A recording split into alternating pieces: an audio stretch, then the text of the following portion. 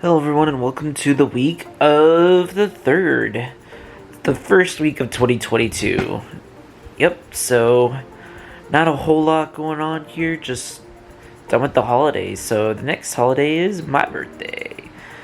That's not for another week or two though. But yeah, major stuff that's this week. Dylan's coming into town this week, so he'll be in on the 6th. And he's leaving on the 11th, so me and the boys are going to be hanging out like we did last time at Brian's place on Saturday. So that'd be pretty cool to see Dylan again and everybody. Get the whole crew invited. I'm not going to do what I did last time, so. What else? We're volunteering Sunday. And this week's honestly going to be a pretty easy week at work as well. We got the second round of practice for a new class, so I'm just going to be helping out there while taking care of a few other things. Other than that, just some other projects that I'm continuing to work on. It's going to be a busy couple weeks here. For my birthday, we're probably going to hang out with family, and also I'm probably going to be throwing a party. I haven't done that in a while, but my parents are out of town and they have the house up available, so they're allowing me to use it, which would be pretty cool. So that's what we're planning. Other than that, I got nothing else going on. So tune in throughout the week for this week for our content this week. Hope you guys have a great night and take care.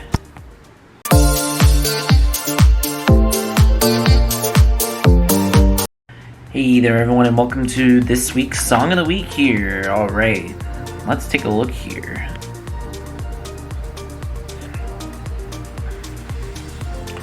Alright, so we got Chip by the Real Mackenzies. So if you like a real sea shanty, then this is the song for you.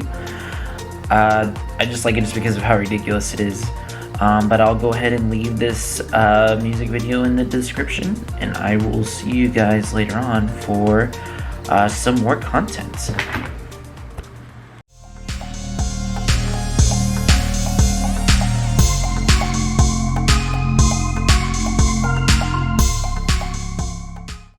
Hey there everyone and welcome to another movie review.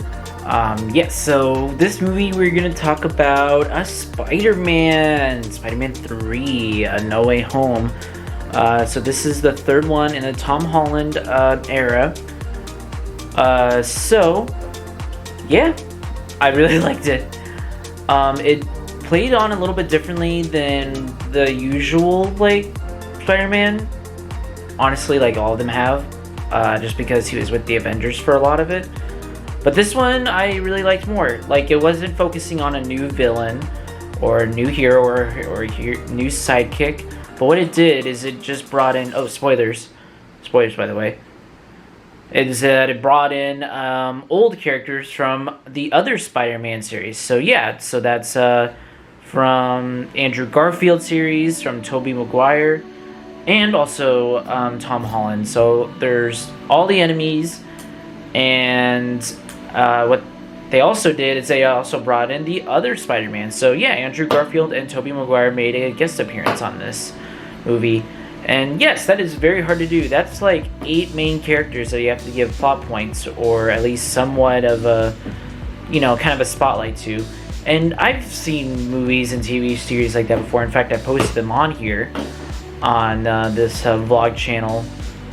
And if done right, it is done very well. Because that means that you're given 13 stories, and that's a lot of content for someone to view and to process and to talk about, like I am now. I haven't even finished my thoughts yet. I'm already approaching 2 minutes. But yeah, so I just like the way that they brought in the villains. They were all about to be basically killed by the Spider-Man in their universe. And they were given a second chance. And Tom Holland, the Tom Holland Spider-Man, he wants to do right by them and make it so that they do have a future without Spider-Man killing them. So they kind of revive. So he revives them. He gives them medicine, or fixes them, or whatever it took for them to do so. However, one of them doesn't want to be fixed. Like, duh, like, villains are gonna fight back. And so him, along with Andrew Garfield and Tobey Maguire and Tom Holland's, like, you know, sidekicks, like Zendaya and the other guy that I can't remember, have to go fix it.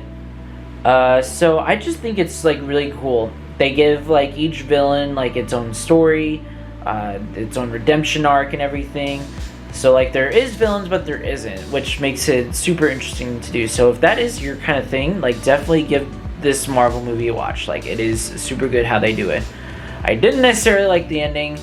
I thought it was a cheap way out, but honestly, like, the main focus was the retro villains and the retro Spider-Man. So yeah, I think that because they did such a good job with that, then they're good to go. And they also announced a Doctor Strange movie coming out, so I don't know when that'll be. I completely forgot, but something to look forward to.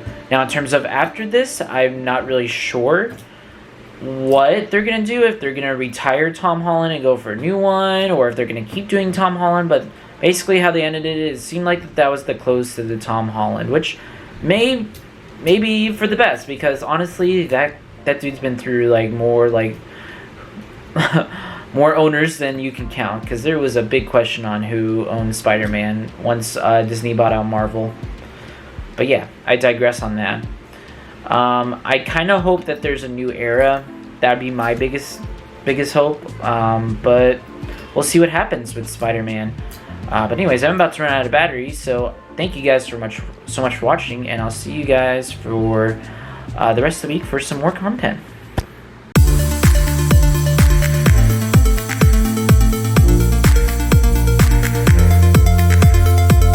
Welcome to this week's video game segment, which is Danganronpa. Yeah, I haven't played this myself, actually. I just watched a playthrough of it, and I really couldn't think of what else to do besides put in a tier list, so I'm going to be copying all those people here. I'm just doing Season 1. I'm working through Season 2 right now, and I'm actually working through the anime series. I finished the Season 1 anime series. I actually watched it in conjunction, so I have a pretty good idea of what's going on here. The only character that I don't see on here is Mukuro Ikusaba, but honestly, she wasn't really in the story. Like, she wasn't a live character, but she was a vital part to the story, so I'm just going to verbally say what she would be, and I would say that I would put her in the C tier. And that's just because, like, she is a vital part to the story. Like, I mean, spoiler alert, she is in the story in the very beginning, even though she isn't really shown correctly, if that makes sense. So that's the only thing. I'm basically basing all of this on their design, their plot in the story, and what role they play. So yeah, let's go ahead and get this started here. This is alphabetical order. So this first one is Aoi Ashikina, and excuse me if I mispronounce these. I'm not fluent in Japanese or whatever. Or I can't even remember some of these guys' last names, honestly. So this first one is Aoi Ashikina, and I love her design. And honestly, she has, like, a lot of plot in the story until, like, the very, very end. And I mean, like, the very, very end. Yes, more spoilers. She is part of the cast that makes it out in the end. At the end, it just feels like that she's, like, just another body. But I do like everything else about Aoi Ashikina, so I'm actually going to put her in S tier. There you go. Byakuya Togami, he is honestly important through and through.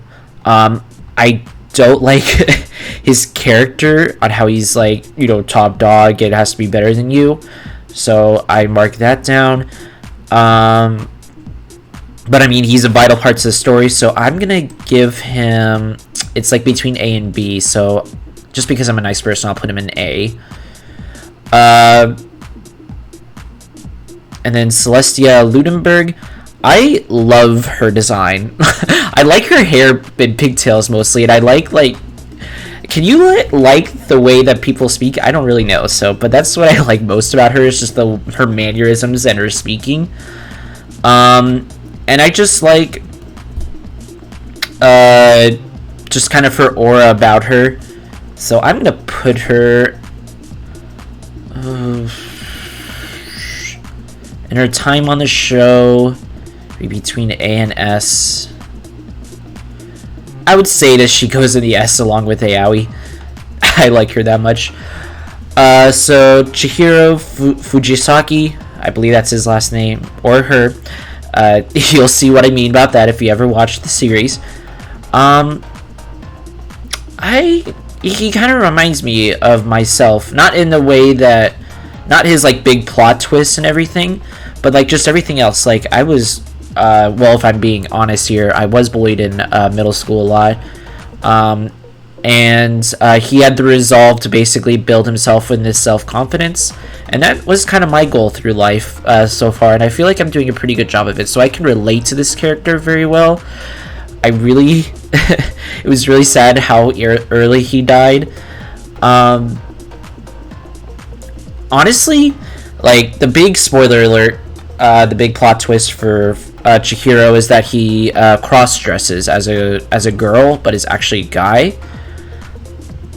Honestly, I kind of guessed that plot point right away, so I have to mark down for that.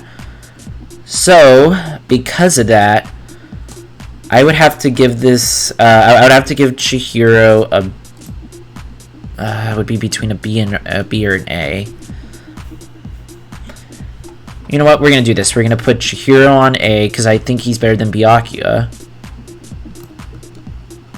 And put Byakuya on B. That seems better, because I was on the fence with Byakuya anyway. Hifumi, I don't remember his last name. He didn't really do a whole lot until it was his turn to basically die. Yeah, honestly, he didn't really do a whole lot until then. I do like the idea behind him, how he's just this, like, anime artist and everything. I don't know. He's definitely below Byakuya. He wasn't the most, like... I didn't like him the most, so I'm going to put him at C. That seems right. Okay. And then we got Junko Inoshima, who, again, big spoiler alert, is the big boss of the whole series.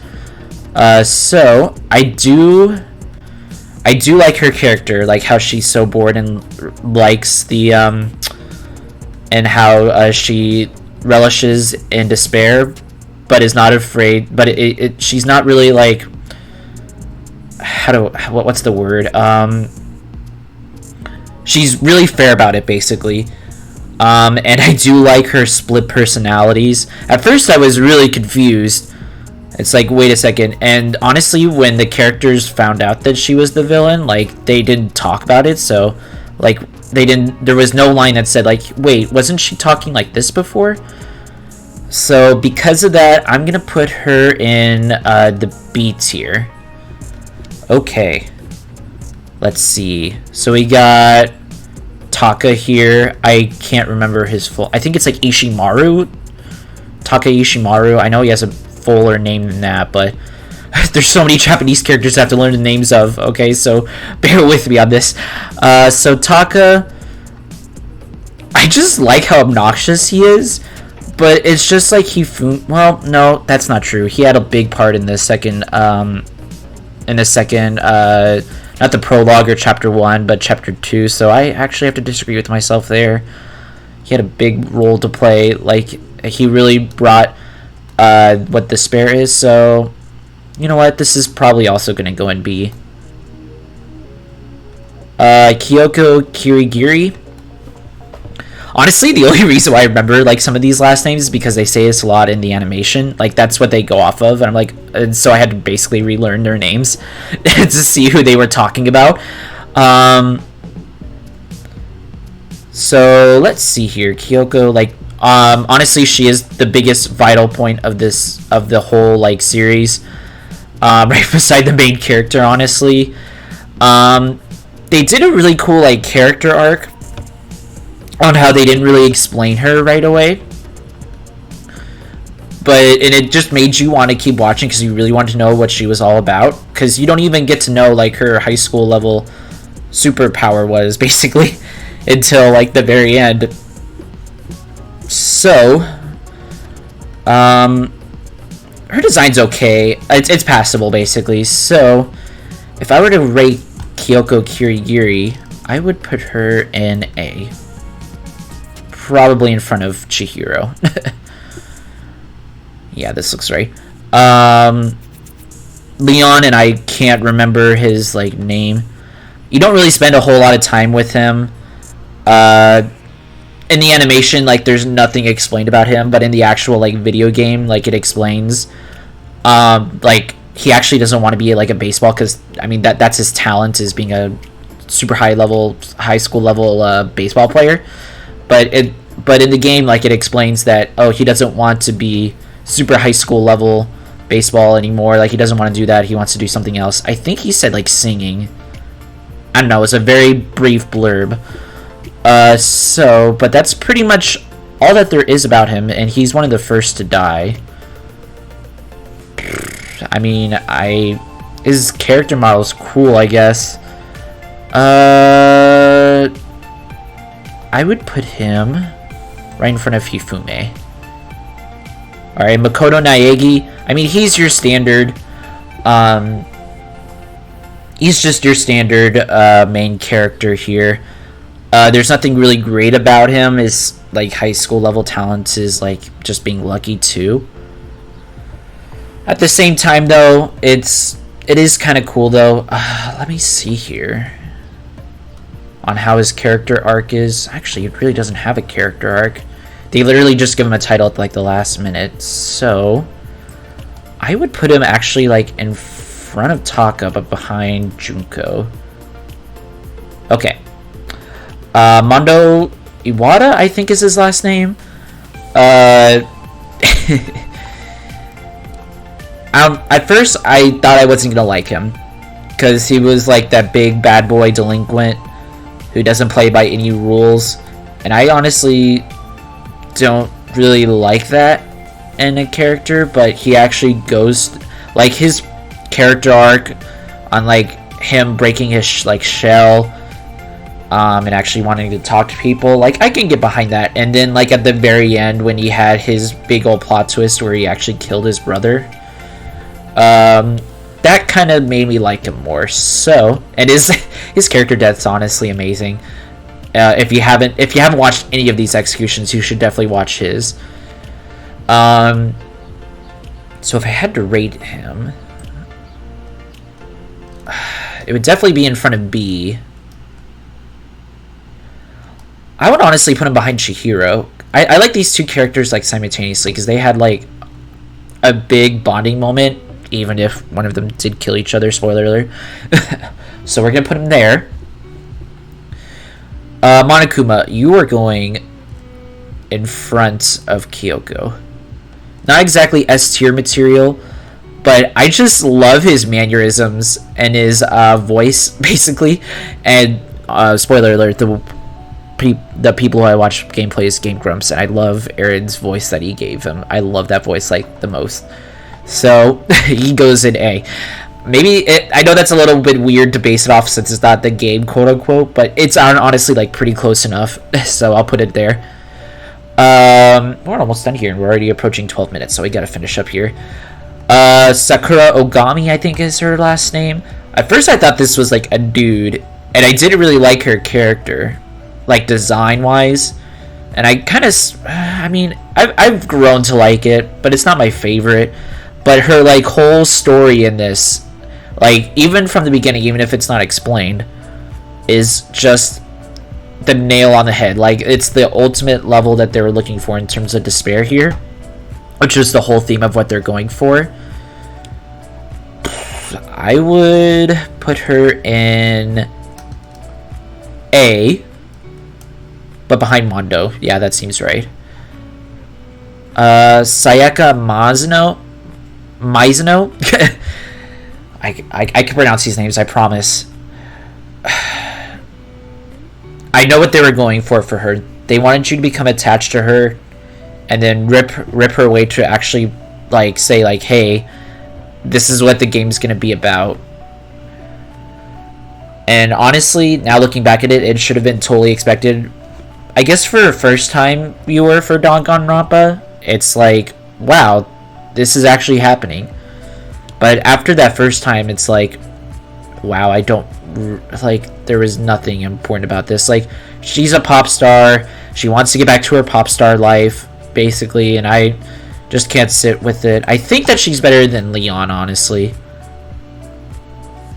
Wow, it's just that first part, I guess, is just not as good. Alright, we're almost done here. We got 2 more. So, I do have a confession to make. If you got... Well, I don't have a confession, but the people who made this have a confession. Part of whole Toko's, like, plot point is that she is, she has, like, a split personality. So, her other split personality is called Genocide Jack, or Jill, if you want to be conscientious of her gender. And I love Genocide Jill. I love her mannerisms, and I just love how over the top she is. They nailed that character like so well. However, I don't like Toko as a character.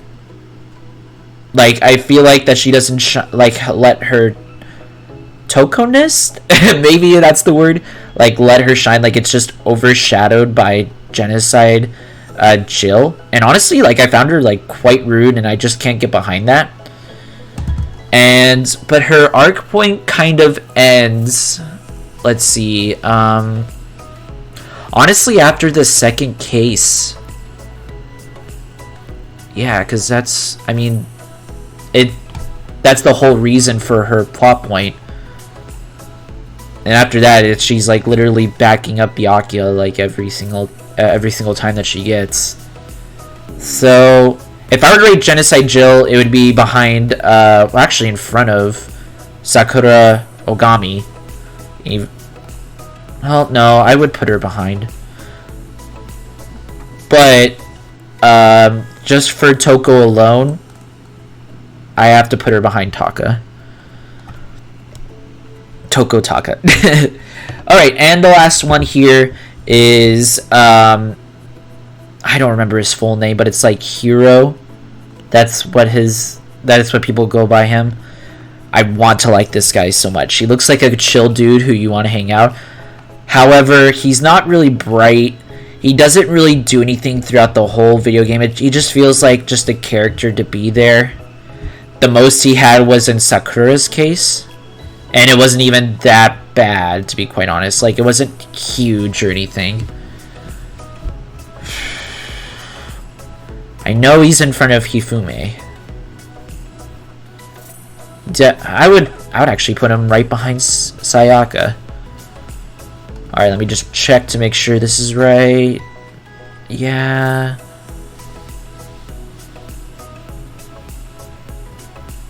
I'm gonna move her over there. I like Junko more than Byakuya, that's for sure. Enough to put her in front of Mondo, or in Mondo's place. Nah, that's fine. I put Makoto in front.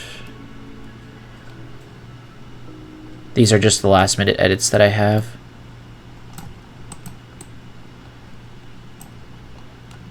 Taka. Honestly, I like Taka more than Byakuya. It's just this row that I have trouble with. That's fine. Yeah, I'd say this is my final list here.